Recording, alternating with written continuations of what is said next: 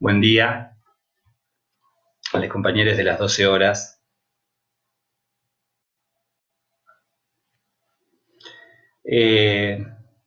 Vayan haciendo algún comentario como para saber que están ahí y después empezamos con algunas preguntas, si las tienes. En verdad, ya había una ahí en los comentarios que ahora la voy a retomar, pero esperemos un ratito.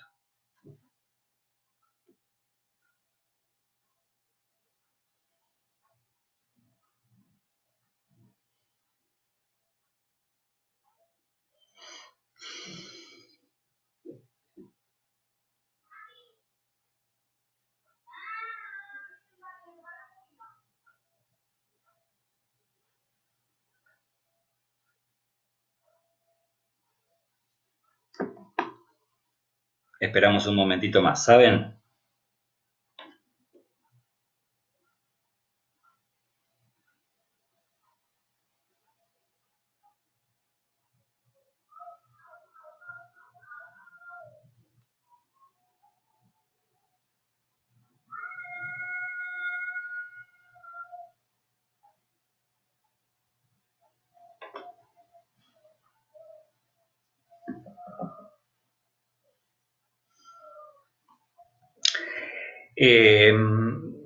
Venía pensando, voy comentando algunas cuestiones mientras se siguen sumando.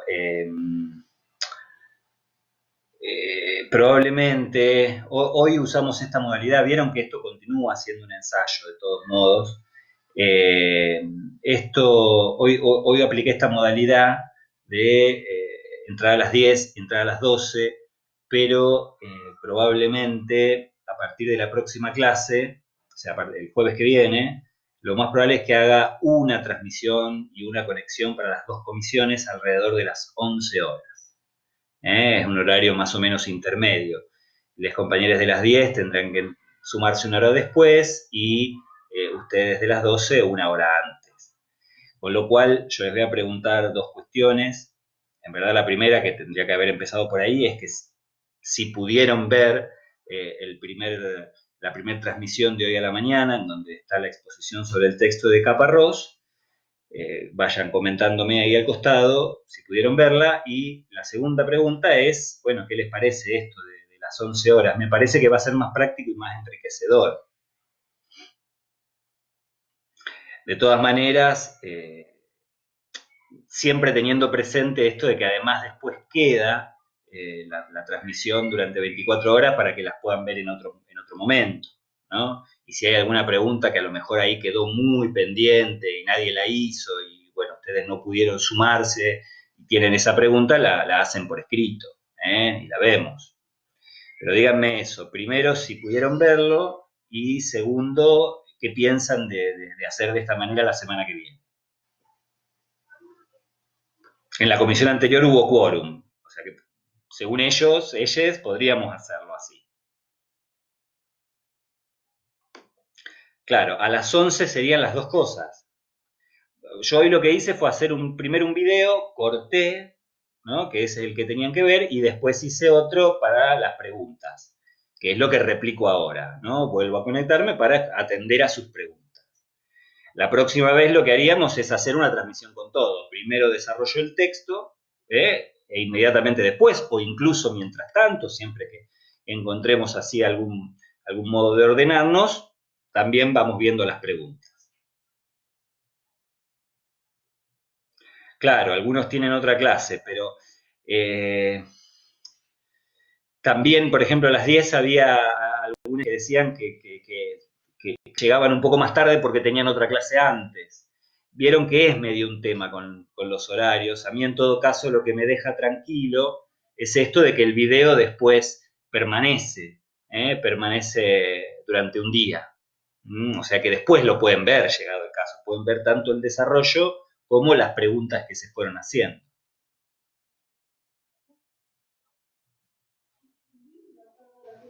Acá, en caso de no poder ver el vivo en el momento y tener una duda, ¿dónde la podría dejar? En el muro, como puede ser como un comentario aparte, mejor como un comentario aparte, no como respuesta, así queda más visible. ¿Mm?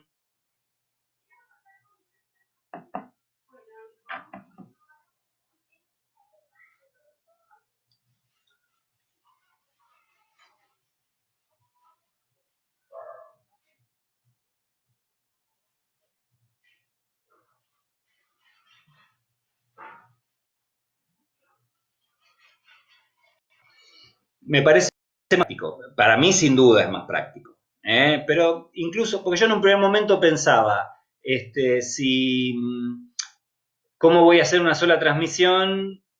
Así pensaba. No es lo mismo atender la duda de 160 estudiantes que atenderla por la mitad en cada comisión. Pero en verdad después pensé que atenderlas todas juntas en verdad puede ser más enriquecedor. Porque bueno, hay gente que interviene y pregunta cosas que a lo mejor a uno no se les ocurre. ¿eh?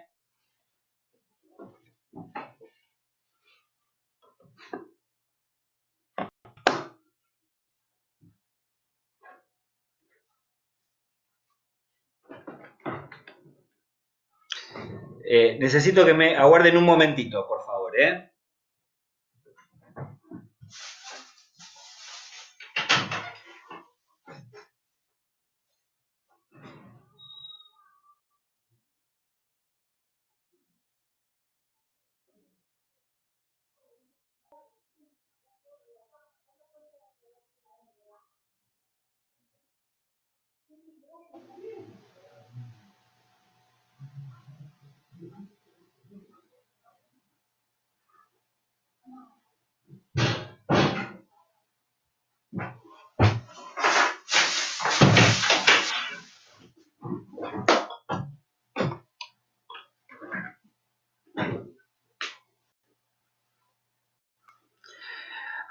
Ahí volví. Acá una compañera creo que hace una buena notificación, una buena aclaración. Que sería una buena idea que luego de la clase haga una publicación para que pongamos nuestras dudas. Buenísimo, una publicación aparte que se puede poner ahí. Me parece muy buena idea, está bueno, sí. Si quedan cosas pendientes, porque la idea es que si no están en ese horario, primero vean toda la publicación, o sea, toda la transmisión, y después, en todo caso, si hay algo que quedó muy urgente y no se respondió, lo pueden poner ahí. ¿eh? Vieron que parte de las reglas de convivencia, digamos, que necesitamos es que puedan leer también lo que escriben otros compañeros, eso, construir un poco entre todos, ¿no? Entre todos y todas. Claro, exacto, Vicky. Así los que tienen otra clase o los que por alguna cuestión no pueden estar presentes. Esto vale, por más que nos viéramos a las 12, puede pasar. Digo, pueden no tener otra clase, a lo mejor a las 12, pero es un poco lo que decíamos el otro día.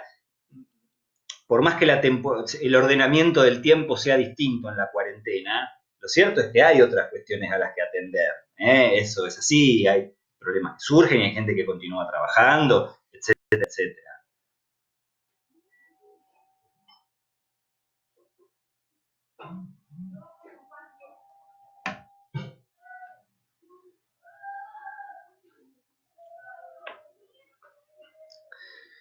Bueno, si están dispuestos, entonces podemos empezar a ver algunas de las preguntas que tengan.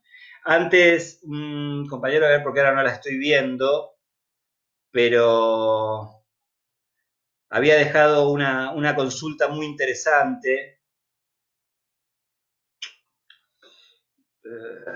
¿Cómo la encuentro ahora? Bueno, había dejado una consulta muy interesante sobre la relación que menciono entre capitalismo y psicología.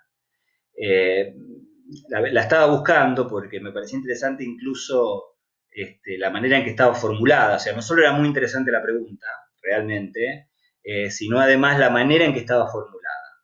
Por eso estaba tratando de ubicarla. Lo que pasa es que como era un comentario, yo ahora tengo el video en pantalla completa, y como era un comentario para, no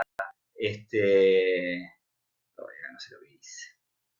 Como era un comentario a la publicación y no al video, ahora no la puedo ver. En todo caso, si el compañero está presente, la puede volver a hacer. Recuerdo los lineamientos principales. una de las cosas que me parecían muy interesantes y que vale la pena retomar es esto de, acá está, la relación entre psicología y capitalismo más allá de las pretensiones económicas de los profesionales. Me encantó, empecemos ahí, me encantó esta idea, ya está, ¿eh? Ah, era una compañera, no sé por qué me había quedado que era un compañero.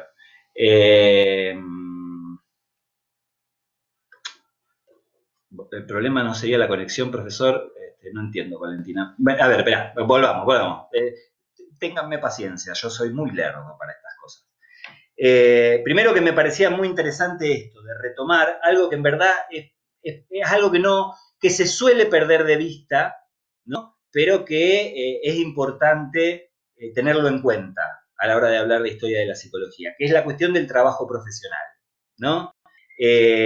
Por ejemplo, esta consulta muy interesantísima para compartir con todos los estudiantes, digo, con todo el grupo, porque en última instancia también a veces las consultas permiten decir cosas que a uno se les pasaron o que no encontró un momento para decirlo, o bueno, o no había oportunidad, y de repente cosas así permiten retomarlo, porque en verdad, cuando uno tiene que hablar, lo vamos a trabajar más en profundidad, pero cuando uno tiene que hablar de historia de la psicología, ¿no? Vieron que generalmente cuando se habla de historia de una disciplina se piensa en discursos, en los libros, en las producciones, en los debates de ideas, y en ese tipo de cuestiones. Y en verdad, la práctica profesional es parte, y una parte muy importante, incluso más importante aún porque queda invisibilizada, es parte de la historia de ese discurso. La manera en que cada uno de nosotros nos incorporamos a ese discurso, o sea, aplicamos, por así decir, los contenidos que recibimos, los elegimos y los ponemos en práctica, va determinando también la historia, ¿no?, en que se sigue desarrollando un discurso, ¿no? Quiero decir, que haya una pregnancia, que haya una gran mayoría de psicólogos psicoanalistas, ¿no? En detrimento por ahí otras corrientes, le da una dirección específica, lo digo sin ninguna clase de juicio de valor, digo, le da una dirección específica al discurso, por lo tanto una dirección específica a la formación y, en última instancia, a la historia del discurso. Entonces, el compañero lo retomaba desde otro punto de vista, pero sí me parecía importante señalar esto, y está bueno además, por eso digo, preguntas como esta, compartirlas con todo el grupo, porque la práctica profesional, el lugar de cada uno de nosotros y nosotras en esta historia, es una cuestión importante. Después también, ¿no?, más específicamente, el compañero hablaba de pretensiones económicas de los profesionales. Bueno, la idea es que una profesión es algo o sea, es algo con lo que uno puede vivir, ¿no? O sea, vivir, quiero decir, comer, pagar el alquiler, ese tipo de cosas, ¿no? De repente hay una cuestión inherente a este discurso que también se relaciona con ese aspecto en apariencia tan lejano y tan distante al debate de ideas, ¿no? O sea, la idea es esa, sí, hay una cuestión económica fundamental en la práctica porque, bueno, uno tiene que vivir de este discurso, ¿no? Es así. Esa era la primera parte de la pregunta, compañeros, ¿no? La relación entre psicología y capitalismo, en verdad, es también importante decirlo, la vamos a desarrollar prácticamente todo el año. Es uno de los componentes o uno de los ejes, uno de los puntos más importantes de esta materia y del sesgo de trabajo que le doy en los prácticos. O sea, no la vamos a poder resolver en una sola pregunta o en una sola clase. Fíjense que ya nomás con los que le venía diciendo recién, que es la primera parte de la pregunta, además, hay para hablar incluso mucho más de lo que dije. Pero la segunda parte dice así, la relación entre psicología y capitalismo estamos hablando, ¿no? ¿Puede que tenga el motivo de producir sujetos productivos para tal sistema y no sujetos independientes? Bueno, en principio sí, muy acertada la observación y lógicamente que en parte tiene que ver con eso, ¿no? En parte tiene que ver con eso de producir, ¿no?, sujetos productivos. Hay que ver qué entendemos por producción también, ¿no? Pero de todos modos, una vez que respondí afirmativamente la pregunta, que sí tiene que ver con eso, a la vez no se reduce para nada a eso, Esto lo vamos a ver además un poco más la clase que viene con el texto que vamos a trabajar, que se detiene mucho en este asunto y que nos va a servir después para retomarlo durante el año. Pero sí, entonces tiene que ver con la productividad del sujeto, ¿no? Uno si quiere puede empezarlo más, la adaptación, ¿no? Que va en la misma línea, pero no se limita a eso. Yo decía, hay una relación estructural, no sé si es estructural, sustancial, pero es una lógica de coparticipación, capitalismo y psicología. Eso, ¿no? Entonces, hay para hablar mucho más, en verdad. No sé si eso satisface lo primero, pero bueno. No sé si satisface la intención que tenía quien preguntó originariamente. Pero en todo caso hay mucho más. Insisto, estas cuestiones, mientras van pensando otras preguntas que a lo mejor quieren hacer, estas cuestiones son muy interesantes. Primero que ustedes podrían enriquecerse, lo pueden ver, digo, pero para no tener que hacerlo dos veces, se pueden enriquecer de las preguntas que hicieron los compañeros y a la vez temas como este, preguntas como este, realmente son esas que merecen ser compartidas con todo el grupo, ¿no? Pero incluso por esto otro, no solo porque es una buena pregunta, sino también porque hay preguntas que a uno a veces le hacen pensar cuestiones que se le pasaron decir, ¿no? Esta es una ventaja de lo virtual, además, porque si uno piensa dar un práctico para quichicientos alumnos y alumnas, es un problema, pero el espacio virtual permite esto en todo caso, pueden ser un montón de ese lado, siempre que nos ordenemos atendiendo a ciertas reglas. Pero bueno, veamos si hay alguna otra pregunta, o algunas otras preguntas. Pablo, eras vos entonces el que habías preguntado antes. Yo no la puedo ver ahora la pregunta, decía, soy muy limitado con esto. Claro, integrado, parte, engranaje, digamos, ¿no? Sí. Pero va mucho más allá, va mucho más allá. Es mucho más profunda la relación.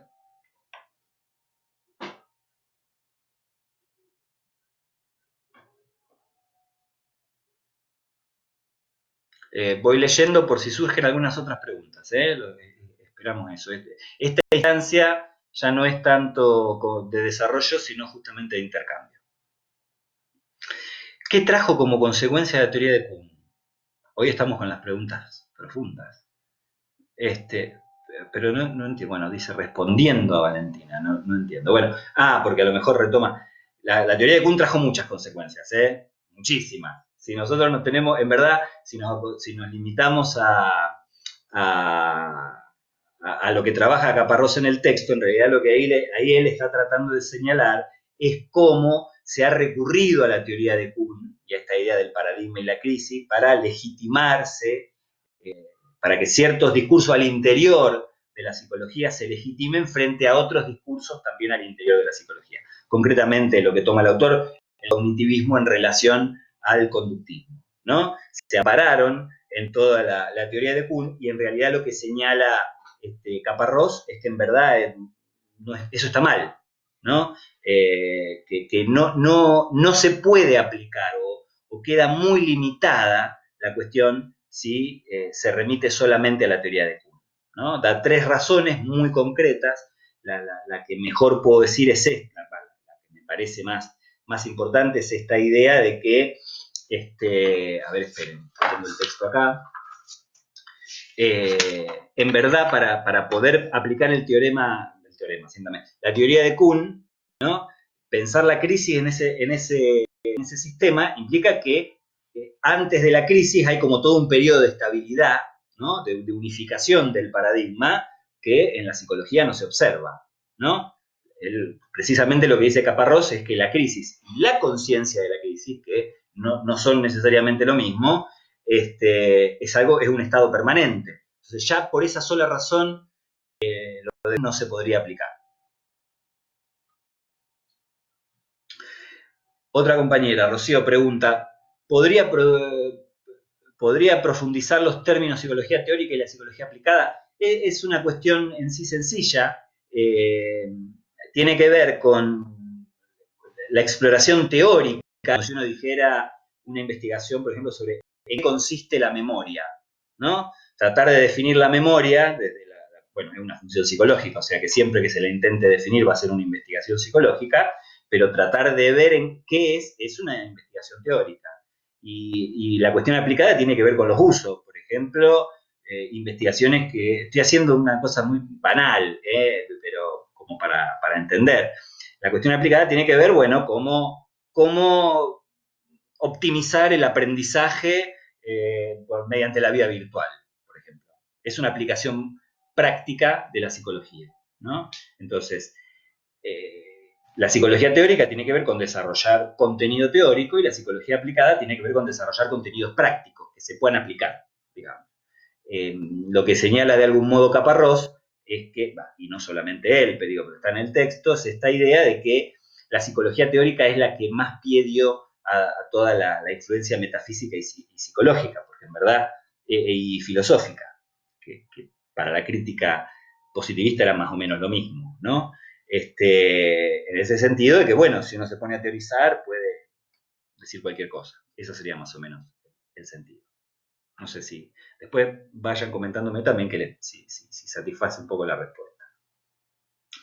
Sol pregunta, usted dijo que la falta de consenso no era la causa de la crisis, porque eso solo se daba en una época específica del desarrollo histórico. Pregunto entonces, ¿hay alguna causa específica de la crisis permanente? Bueno, eso de algún modo, claro, está buena la pregunta porque de algún modo el sentido... Bueno, no, más bien Caparrós intenta describir la crisis que explicar la causa. Yo creo que la causa tiene que ver con el tipo de objeto. Y ojo que ahí rozamos también la relación con el capitalismo. Creo que esta pregunta la vamos a poder abordar mejor cuando veamos el texto de Nicholas Rawls. Pero uno diría, no sé si específica, pero una causa de la crisis permanente tiene que ver con la imposibilidad de lograr una unificación en relación al objeto, ¿no? Cuál es el objeto de la psicología, ¿no? En ese sentido es un discurso muy particular. Yo hoy más temprano decía, no es que en otros discursos no haya este problema, pero parece ser que encontraron una mejor manera de producir esa unificación. Ahí intervienen razones que no son solo discursivas, ahí intervienen razones que también son políticas, epistemológicas y políticas, ¿no? Institucionales, tío, ya lo vamos a ver mejor. Pero en principio la crisis tiene que ver con eso, con no poder unificar, no poder lograr este uno, esta totalidad, que sería la psicología, ¿no? Y eso para mí tiene que ver con una particularidad del objeto. Psicología pura y psicología aplicada, bueno, lo que decía antes de la psicología teórica, ¿no? El estudio de la psique, del alma, y la psicología aplicada. ¿Ves? Por ejemplo, hablé poco de la psique, pero bueno.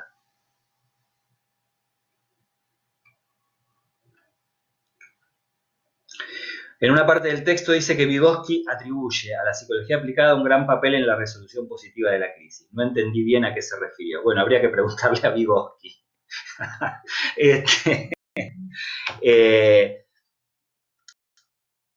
Bueno, pero porque fíjense que sobre todo la resolución, ¿no?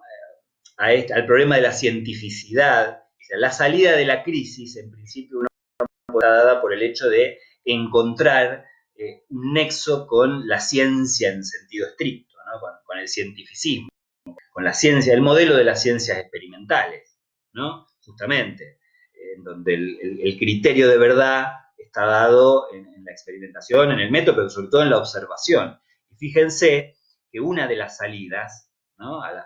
Que se intentó es ubicar el objeto de la psicología, que es justamente lo problemático, al nivel de lo observable, ¿no? O sea, y lo observable en este contexto no es solo lo que se puede apreciar con la observación, sino justamente lo que tiene que ver con la experimentación, ¿no? Entonces, no solamente Vygotsky, sino que unos cuantos pretendieron situar la salida de la crisis a partir de, bueno, poder elegir un objeto que sea un objeto observable, la conducta, por ejemplo. El texto creo que da otro ejemplo, la sensación, creo que era.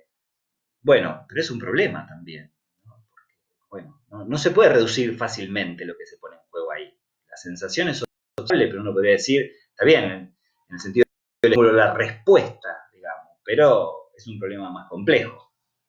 Entonces, esa cuestión observable en la psicología aplicada aparece más a la vista, valga la redundancia, ¿no? En la psicología teórica, yo pienso, ¿saben qué? Por más que implique un salto, cuando Freud, los escritos de Freud dedicados a la clínica y los escritos de Freud dedicados a la metapsicología.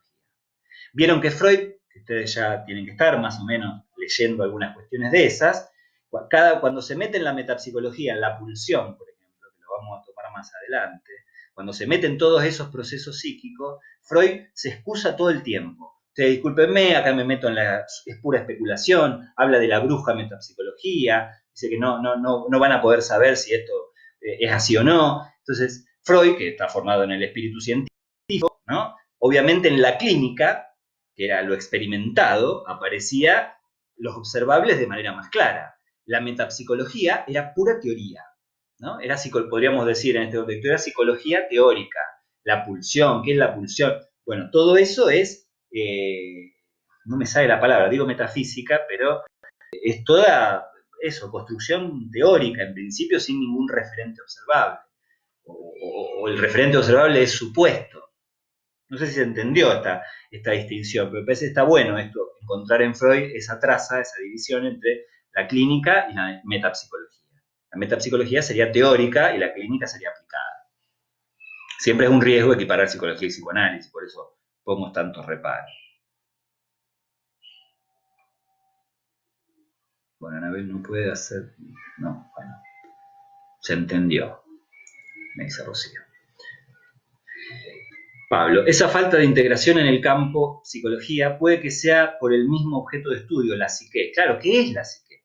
¿Qué es? ¿Es el alma? ¿Es la mente? ¿Qué es? ¿No? La psique ya de por sí es un término, no digamos un concepto, un término complejo. No tangible, mensurable, continúa la pregunta. Bueno, depende a quién le preguntes, ¿no? Watson te va a decir que hay algo mensurable ahí, por más, bueno, sí, que no se mete en la psique. Leyendo más aún entre líneas, el sistema capitalista niega la existencia total de algo particular en cada sujeto. Bueno, no sé si entiendo, Pablo, a qué te referís concretamente ahí.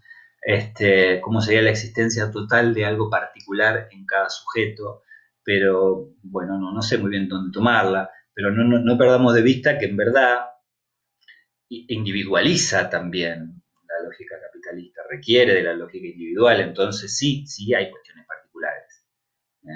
Después hay que ver cómo se integran en la totalidad, pero no es que las niega.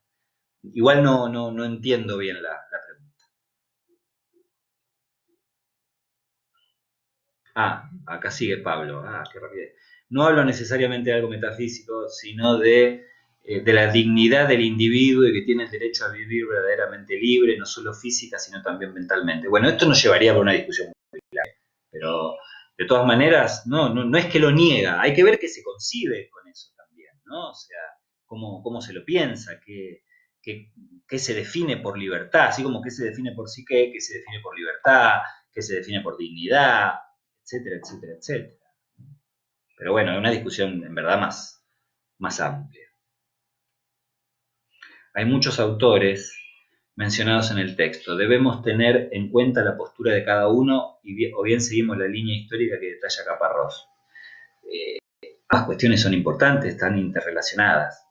O sea, por algo Caparrós se vale de todos esos desarrollos. En este punto yo no me detuve tanto.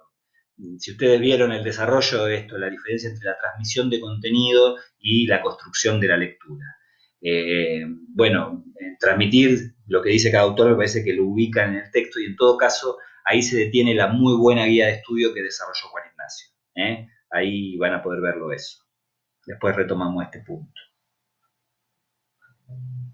Claro, Valentina, me parece como respuesta a mi comentario. Sí, no sé por qué. Pero bueno, yo tampoco entiendo tanto. Yo voy viendo preguntas y contesto. Contesto.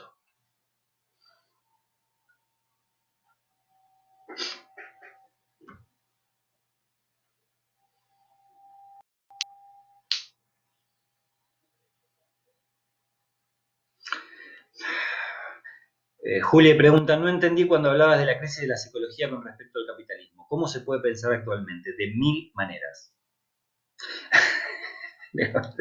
Se me complica transmitirlo, eso quiero decir. Yo hoy nombraba un texto de Naomi Klein. Cuando leamos la próxima el texto de Nicolás, vamos a empezar a ver más claramente algunas de estas cosas. En todo caso, quedémonos con esta idea, aunque suene un poco arbitraria. Hay una relación íntima, diría estructural, sustancial, entre capitalismo y crisis, de la misma manera que hay una relación estructural entre capitalismo y psicología, íntima, no sé si estructural. ¿Por qué la psicología es un producto? ¿Está hablando? No entendí. Sí, veo tu pregunta, Anabel. ¿Por qué la psicología es un producto? En verdad lo que dice ahí Caparrós es que diferencia entre proceso y producto de la ciencia, que sería algo así como la ciencia mientras se está haciendo y el resultado de eso que se hizo. El producto sería el resultado de eso que se hizo, ¿no? Hay producto de la ciencia, un libro es un producto de la ciencia, no sé, un informe, un test, todo eso requirió antes la construcción de eso, ¿no? Entonces el producto, entiendo yo, al menos es el resultado. Lo que era interesante es que hable de producto, porque al hablar de producto, inevitablemente uno puede referirse al mercado. Entonces, la psicología es un producto en el sentido de que toda ciencia tiene su producto, ¿no? Y hay que vérselas con eso también. Es interesante la disquisición que hace Caparrós para poder pensar esta cuestión de la cientificidad. Hay que prestarle atención tanto a cómo se hacen las cosas, tanta atención a eso como al resultado, ¿no? Y sobre todo cuando se me ocurre a mí en las aplicaciones clínicas de la psicología, como un punto inmediato a reconocer, y después también en la multiplicación. Podemos volver al trabajo profesional, ¿no? Al trabajo de cada uno de nosotros. ¿Qué hacer con esas que van surgiendo? ¿No? ¿Cómo integrarlas a la historia del discurso? ¿No? ¿Qué hacer con el coaching? ¿Qué hacer con las constelaciones? ¿Qué hacer con esas cosas que surgen? Que las menciono simplemente porque son novedosas, ¿no? Uno así a priori diría que no está en el mismo estatuto que la psicología cognitiva. Ahora bien, ¿de qué depende ese estatuto? ¿No? Porque por otro lado hay muchos usuarios de eso, ¿no? Dice Juli, claro, porque por ejemplo podemos decir que estudiar la psicología con el fin solamente en lo económico no estaría atento a la sanación paciente, sino al fin económico. No sé si me equivoco o me expreso bien. Bueno, te metiste en un tema arduo, ¿eh? Ojo, no puedo no responder esa pregunta si no es desde el psicoanálisis. Y la vamos a retomar al final del año. Mirá lo que es esa pregunta, ¿no? Pero es un problema estar atento a la sanación del paciente. En todo caso, sí se me ocurre hacer esta disquisición. Cuando hablamos de psicología no hablamos solamente de clínica, hablamos de muchas otras cosas. Es más, yo creo que acá está pensando en otras cuestiones, Caparrós. Por eso digo, está pensando en lo que nosotros entendemos como psicología en el sentido del estudio de la memoria, el estudio del aprendizaje, el estudio del conocimiento, ese tipo de cosas. Entonces, por ahí, pensar menos en la clínica, aunque también, ¿no? Ustedes vienen, para la psicología la clínica llega tardíamente. Es el psicoanálisis el que nace siendo clínica. La psicología en principio no tiene nada que ver con eso y después se piensan aplicaciones clínicas. Lacan decía, por eso digo, que en verdad, Lacan, y esto lo deben haber escuchado, porque hay cuestiones de Lacan que son vox populi, si uno atiende en el análisis, estoy hablando, demasiado al bien del paciente, lo que creería que vos estás llamando sanación, va a ser un problema para ese sujeto. Entonces Lacan, por ejemplo, decía que el goce tenía que estar en el dinero, ahí tenía, pero nos metemos en un tema medio arduo, dejémoslo por ahí. De todos modos, no hay que perder de vista la cuestión económica, es una cuestión importante, precisamente psicología, psicólogo, psicoanalista, son profesiones, son trabajos, quiero decir, y la idea es poder vivir de un trabajo. O sea, Freud diseñó el psicoanálisis para tener algo de qué vivir, no solamente porque le interesaba la profundidad del alma. Entonces, esas cuestiones son aspectos importantes, ¿eh? Son aspectos importantes. ¿Qué pasa, por ejemplo, con la cuestión de las obras sociales que no quieren cubrir la atención virtual? Es un tema muy importante. Cuando digo muy importante, quiero decir que no me resulta nada accesorio, no son marginales, no son secundarios a los temas que estamos tratando. ¿Cuándo habla de particularismo? A ver, eso se me perdió. ¿Se refiere a los modos que tiene cada escuela psicológica de hacer psicología? No sé si puedo situar esto del particularismo. Es probable que sí, es probable que sí. Lo primero que me dice la intuición es que sí.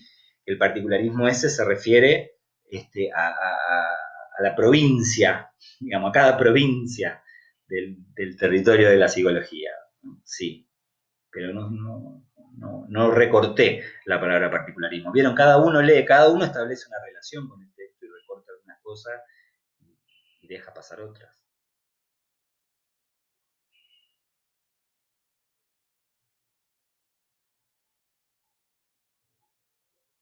Sigo leyendo, creo que llegué al final, ¿no? Sí.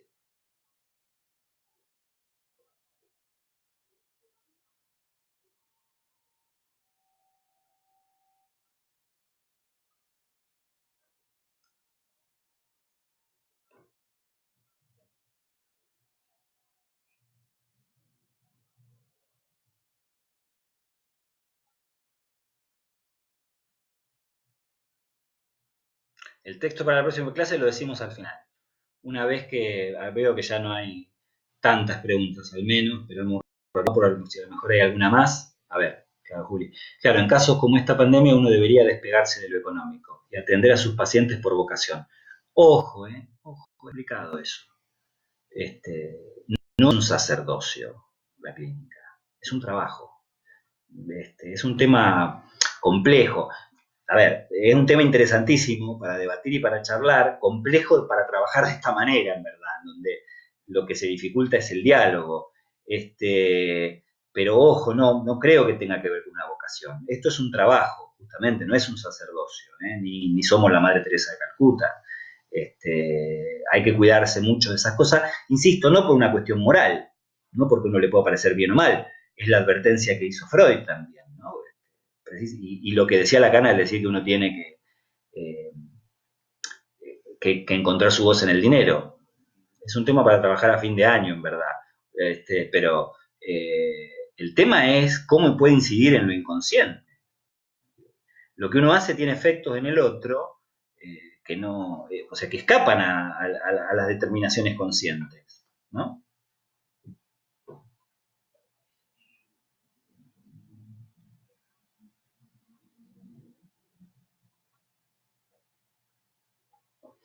Por esa falta de reconocimiento de objeto de estudio, las obras sociales no quieren pagar. Bueno, vieron que es un problema eso, es un problema. O sea, en verdad, eso lo que el comentario de Pablo lo que hace es indicar lo tremendamente problemático que son estas cuestiones. Sí, sí, sí, sí.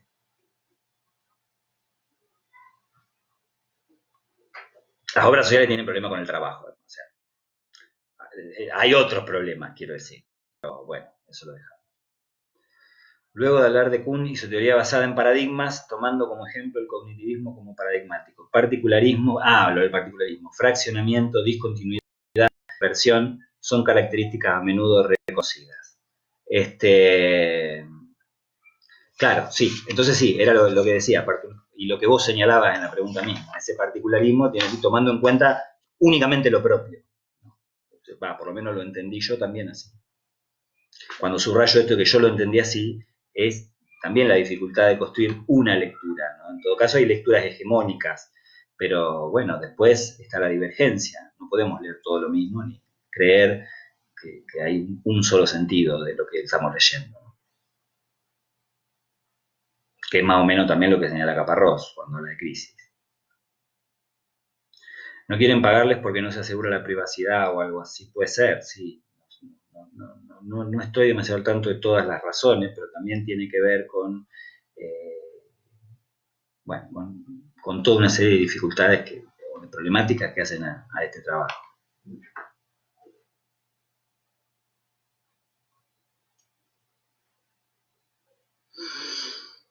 Bueno, hay temas acá, insisto, que podríamos seguir charlando todo el día. A lo mejor en algún momento lo podemos retomar de manera presencial, pero me parece que ya podemos ponerle un punto a lo que es la consulta y el intercambio. Entonces, me parece que vamos a probar la vez que viene, de última, después podemos volver a esta modalidad, pero yo estoy tentado de probar la semana esto de encontrarnos todos juntos a las 11, para hacer un pequeño desarrollo y en todo caso después un intercambio general, que nos llevará el tiempo que podamos, que estemos. Si vemos que es un problema, volvemos a esta metodología, pero me gustaría llevar así porque, insisto, puede llegar a ser enriquecedor. Para la próxima clase yo ahora lo voy a decir, lo voy a dejar ahí bien por escrito. Vamos a leer el texto de Nicholas Rose, una historia crítica de la psicología.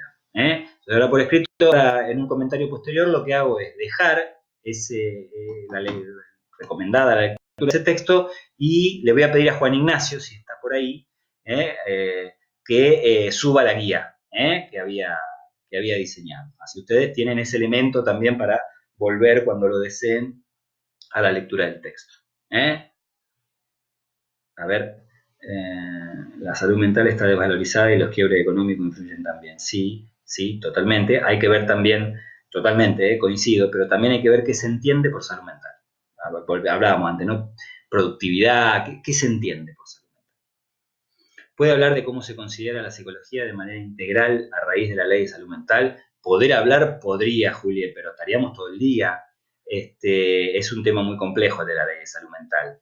Y bueno, nada, nos vamos un poco del tema. Sería interesantísimo retomarlo en otra instancia, pero que insisto, sea una instancia de diálogo también, ¿no? El diálogo retroalimenta, quiero decir, son preguntas en las que las respuestas hay que construirlas colectivamente, con lo que uno puede aportar, pero también con lo que va tomando del otro. Así que, en todo caso, dejémosla hablando, la retomaremos con las cuestiones que sigamos trabajando durante el año. Entonces, por lo pronto, hoy vamos a ir cerrando acá, y bueno, las espero el jueves que viene a las 11. Entonces, insisto, cualquier cosa, si vemos que no funciona, seguimos probando. Bueno, hasta luego. Hasta la próxima.